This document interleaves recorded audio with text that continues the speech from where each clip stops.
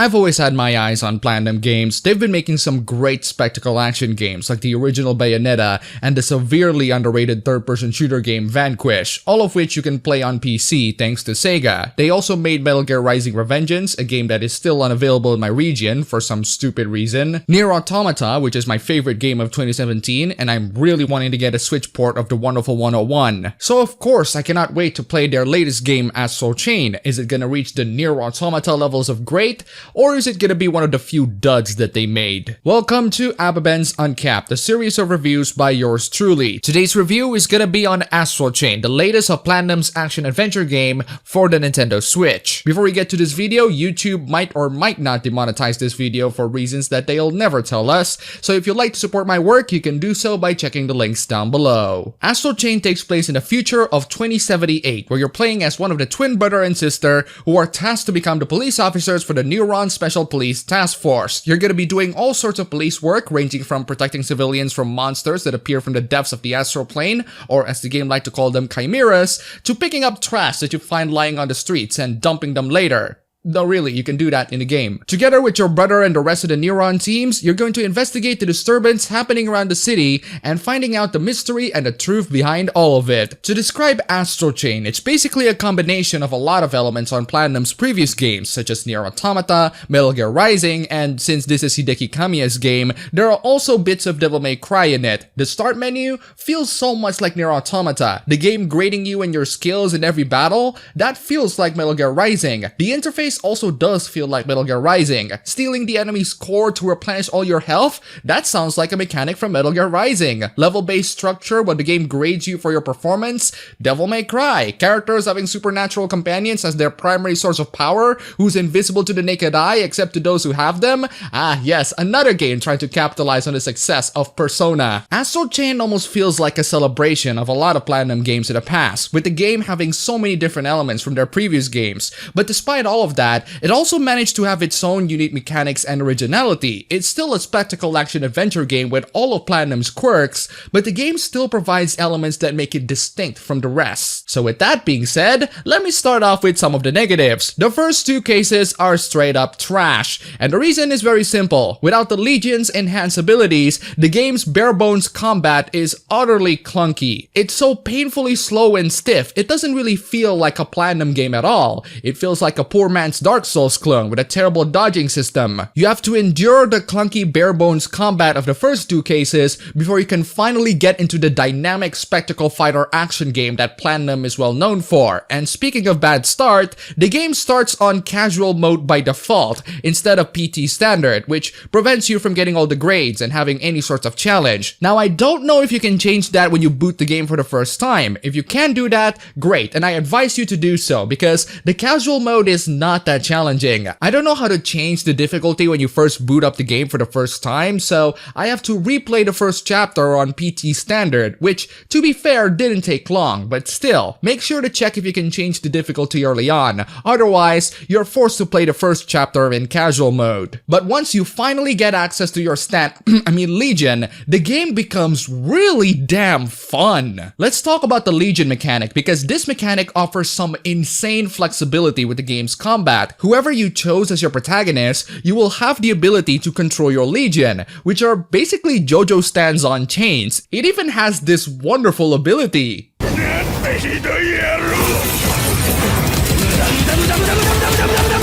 The level of control that you can do with your legions is downright insane, especially with the chains. There are many things you can do with the chains. You can use it to traverse from one place to another, you can chain enemies and beat the living crap out of them, you can traverse the chain to knock the enemies around, etc. It's really damn innovative and it provides a surprisingly fun combat mechanics, and I'm only touching the surface of what you can do with it, and by the time you get accustomed to the game's combat system, it can be pretty hectic and fun. If you can master the controls, master your legions, master all the available abilities and weapons, this game would be really fun to play. It's just that for all the newcomers who don't want to play the game on casual difficulties, there's a learning curve that you need to overcome for this game to truly make it a fun game to play. Thankfully, the game provides us with a simplistic but mostly effective training area. The legions themselves are pretty badass too. They have different abilities, different weapons, different strengths and weaknesses, and even different use cases for certain obstacles or quests quests in the game. You can use some legions to traverse from one place after another or unlock secret areas, some of which are locked in the early levels of the game. I really like using all of the legions and switching back and forth between them depending on the situation. Other than the legions, the game also offered batons that can convert into a pistol and an even larger baton, so you're not entirely defenseless without your legions, but the combat does get clunky if you just use those. So once you figure out all the weapons and how to use your legions correctly, the game would grade your performance in a battle too. But the problem with the rating is that the game doesn't rate your performance based on how well you do. It rates your performance based on how many things that you do. I only managed to get S+ performance because I switched to different legions, used different weapons, performed headshots, doing perfectly timed dodges. Basically, I have to perform a variety of things at least once, which isn't really measuring your performance and more arbitrarily making me to use my weapons or abilities that I wouldn't use in a certain situation. And outside of combat, the rating system can be rather wonky too. I screwed up quite a lot during one stealth section, so of course I got a D, but during one stealth section, I managed to not screw up and I still get a D. There's a bunch of side quests in the game where I screw up quite a lot of times and I somehow get A or above. At that moment, I just said screw it and I don't care about the ratings that this game gives to me. If what I'm getting for the normal difficulty is a rating system that only rates you good when it feels like it, I'd rather you just stick to the easier difficulties. This game is quite frustrating at times, and some of the faults can entirely be on the game's legion controls. While button mashing through the levels would get you to the enemies mostly fine, you will however take all the D's in the world, so I suggest you to master the game's controls because too much button mashing would net your characters to go wildly out of control to different places without you knowing what's going on. A really helpful tip for the game is that if you want to take a little bit of pause, just hold the item select or the legion select button and you can not only select your items or your legions, but you can also select your weapons in there so that you can get the one that you want. The game will overwhelm you with so much stuff happening at the same time that it's absolutely recommended for you to just take your time to train yourself and get used to with the controls.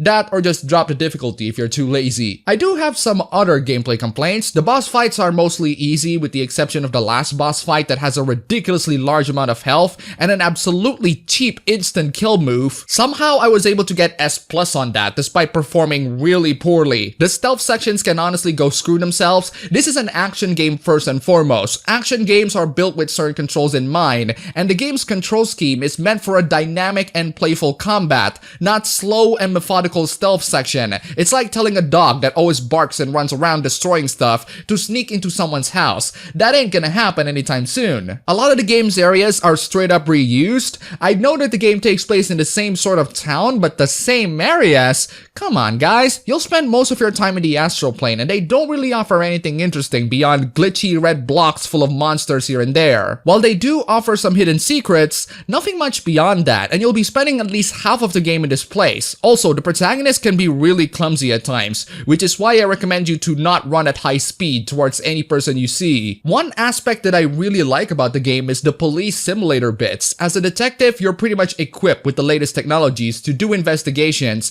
and the legions themselves can be really useful in finding certain clues or tracking certain objects. I particularly really like the review section. You gather up possible clues for the case, and after you gather enough of them, there will be a review section to see if you have been paying attention with all of the clues that you gathered. That is a pretty neat thing, and it does make me feel like a detective. Some of the side quests are really cool too, like finding the mother of a lost child or arresting graffiti artists. They do make you feel like an actual police officer, even if they're just simple side quests. Overall, I can safely say that Astral Chain offers excellent Platinum Games quality gameplay. It has a lot of elements for the previous Platinum games while offering something new and refreshing. So if you're into Astral Chain for the gameplay, you will definitely be satisfied. So what about the story content? Ooh boy, let's talk about the story. The story for this game is unfortunately not its strongest asset. In fact, I would even dare to say that it's actually pretty garbage. At best, it's a mediocre shonen anime. At worst, it's a really bad shonen anime. This is one of those times where I truly miss Yoko Taro's quirky and weird directions. I truly miss Nier Automata's relatable characters, relatable android characters, relatable robot characters. While these games' characters are human, reason, I feel little to no sympathy to them. One thing that really pisses me off is the silent protagonist. I do not understand the artistic or narrative direction that prompts this silent protagonist in the first place. The protagonist should not be silent at all. The protagonist's relationship with the father and the sibling Akira is one of the crucial aspects of the plot. This is also my issue with Metro Exodus. You have a protagonist with an established character and likability, and yet somehow he's silent as you play the game. I can't relate to characters with established personalities and relationships that doesn't speak. Even Mass Effect Andromeda recognizes this fault and gives the two main siblings voices. Imagine playing your first playthrough on Nier Automata and 2B is silent on pretty much the whole thing. Unfortunately, since a lot of the game's core story relies on the protagonist's relationship, the fact that the protagonist doesn't speak really hurts the character's relatability. Worst of all, it infects the other characters around the protagonist. This game has human characters, and yet I feel zero emotional investment on them. It's mostly because the protagonist doesn't speak to them or establish any sorts of relationship, and it's also because the game doesn't spend a lot of time for them. And when they do, nothing about their characters really shine. They just feel like side characters for the sake of side characters. Akira in particular frankly needs to go screw himself, or herself depending on who you chose as your protagonist. My Akira is a male, and it's been a while since I see such a whiny brat. There's a scene at the latter parts of the game that makes me to cheer up, even though it was supposed to be a bad scene. Strangely enough, the guy got a complete character 180 later on, turning from a whiny brat into a rather cheerful and easygoing dude, and it's about as jarring as seeing Shinji Ikari suddenly turning into Spike from Cowboy Bebop. And then he goes back to his whiny mode at the end anyway, so you know what? He's basically Shinji Ikari, for the better or for the worse. Let's talk about the tone, because the game takes itself a bit too seriously. Now granted, some moments are pretty lighthearted, but they're very out of place in the game's side quests, while the story is full of gritty violence and messianic delusions of the future of humanity. The game's main storyline consists of humanity's struggle to rebel against a great force of evil. The game's side quests consist of dressing up as the police mascot and cheering people up left and right. The cyberpunk dystopia setting is pretty neat though. I really do like the scenery and the city's landscape. They're excellent and very well designed. No complaints on that. It's just that the tone can be rather jarring from time to time, and the game just can't keep it consistent. The plot overall is a huge pile of mess that leads to pretty much nothing. I finished the game basically asking, what the heck is the point of all of that? The story meanders way too much from one plot point into the next without really knowing in why they should have that plot point in the first place. The mystery was initially quite intriguing, but it always ends up to an unsatisfying finish. And without spoiling too much, I'm noticing a trend of cyberpunk stories with authority figure protagonists rebelling against said authority later on. Is it to be expected these days? Can cyberpunk cops just be nice for once? It's not that I can't follow the plot, it's that I don't get what the plot is trying to accomplish. I don't understand the point of the game's story. It feels directionless and only serves as an excuse plot, which I wouldn't mind if the story doesn't interfere with the gameplay that much. So let me sum up my major problems with the story. It's a story that revolves around a silent protagonist that you can't relate to because the protagonist is silent, and yet the protagonist's relationships is a major part of the game's story. If you're going to revolve the story around the relationships of the characters, like Nier Automata, or at least partly revolves your story around it, that's great. But what's necessary for the characters to be relatable is that they interact and communicate, and not just one ordering the other while silently obeying like a dog. The game does look pretty for a Nintendo Switch game, and I'm amazed that it can run on 30 FPS at all. For the most part, and on docked mode. I don't know the performance of this game on portable mode, and I frankly do not want to know. I mean, if you're gonna run the game on 30 FPS, that's fine and all, but at least make it a consistent 30 FPS? Unfortunately, the game's frame rate drops quite a lot of times. This is a game that would have benefited greatly on 60 FPS. I'd even dare to suggest that this game should have been on more powerful systems, like the PS4, Xbox One, or the PC. The game running on the Switch in the first place is pretty incredible, but I don't think it's the right platform for it. My poor Switch is struggling so much that I believe that it would explode anytime soon. Overall, Astral Chain is a spectacle action adventure game that absolutely rewards reflexes and skills, and that's pretty much part of the course for a game made by Platinum.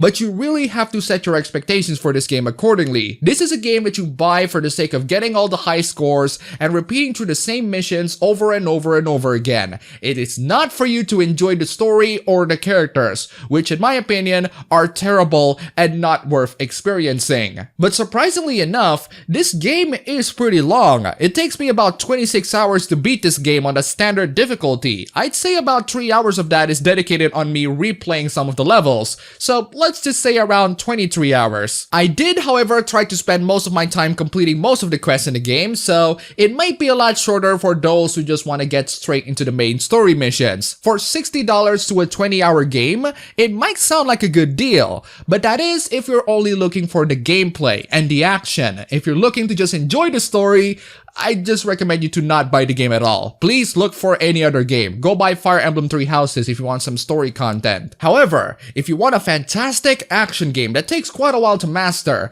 and you're willing to sink all of your free time to master it, then this game is definitely worth that $60 price tag. This game has tons of content, and you will sink tons of hours into it, getting all the rewards and mastering the combat. It's just that the story is a really bad shonen with an unbearable protagonist.